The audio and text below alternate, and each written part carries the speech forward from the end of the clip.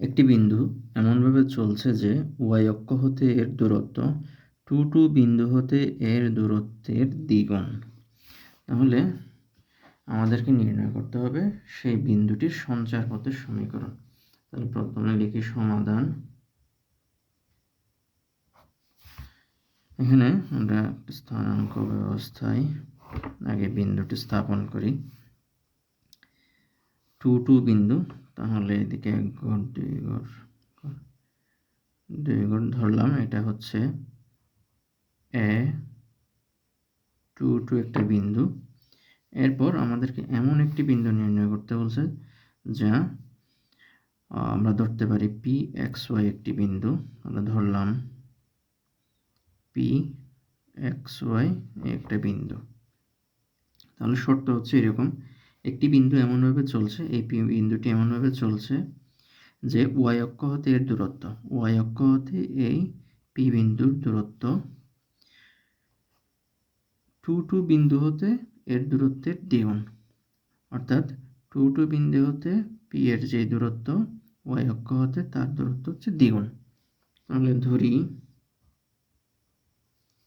বিন্দুটি পি এবং এর স্থানাঙ্ক এবং এই পি বিন্দুর স্থানাঙ্ক হচ্ছে এক্স ওয়াই, স্থানাঙ্ক এক্স ওয়াই লিখলাম। এখন আমাদের দেওয়া আছে আরেকটি বিন্দু যার স্থানাঙ্ক হচ্ছে 2 দেওয়া আছে 2 আরেকটি বিন্দু লিখলাম।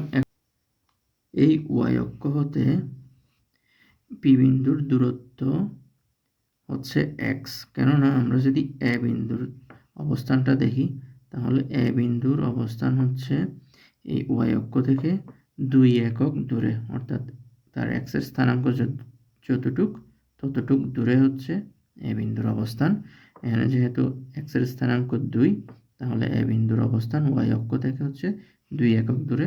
ঠিক একইভাবে পি বিন্দুর অবস্থান হচ্ছে এক্স একক দূরে। তাহলে আমাদেরকে নির্ণয় করতে হবে আগে পি এর দূরত্ব কতটুকু। তাহলে আমরা লিখব, সুতরাং পি এ সমান হচ্ছে √, ভুজদ্বয়ের অন্তর হোল স্কয়ার প্লাস কোটিদ্বয়ের অন্তর হোল স্কয়ার। এখন শর্ত মতে পি এর দূরত্ব অর্থাৎ x - 2 whole square plus y - 2 whole square সমান হচ্ছে ওয়াই অক্ষ থেকে পি বিন্দুর যে দূরত্ব x এত এর দ্বিগুণ। তাহলে শর্ত মতে এখানে যে বিন্দুটি দেওয়া আছে এই পি বিন্দু এর দূরত্ব ওয়াই অক্ষ হতে যতটুকু সেটি এই এ বিন্দু হতে যতটুকু তার দ্বিগুণ। তাহলে আমরা লিখতে পারি 2 এই পি এর দূরত্ব সমান হচ্ছে ওয়াই অক্ষ থেকে এই পি বিন্দুর দূরত্ব। তাহলে আমরা বর্গমূল তোলার জন্য উভয়পক্ষে বর্গ করব। 2 √x - 2 whole square plus y - 2 whole square সমান হচ্ছে x। উভয়পক্ষ যদি বর্গ করি, এখানে লিখব হচ্ছে বর্গ করে,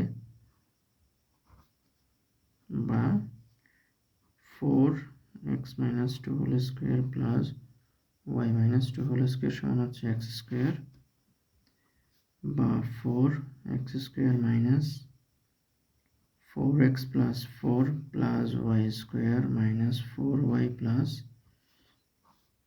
4 সমান হচ্ছে x স্কয়ার। এখানে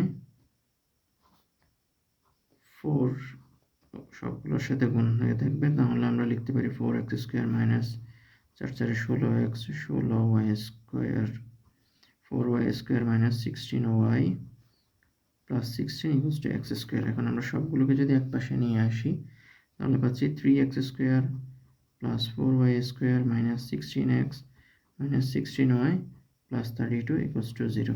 তাহলে সুতরাং 3x square plus 4y square minus 16x minus 16y plus 32 equals to 0, এটাই সঞ্চারপথের সমীকরণ এটাই হচ্ছে অ্যান্সার।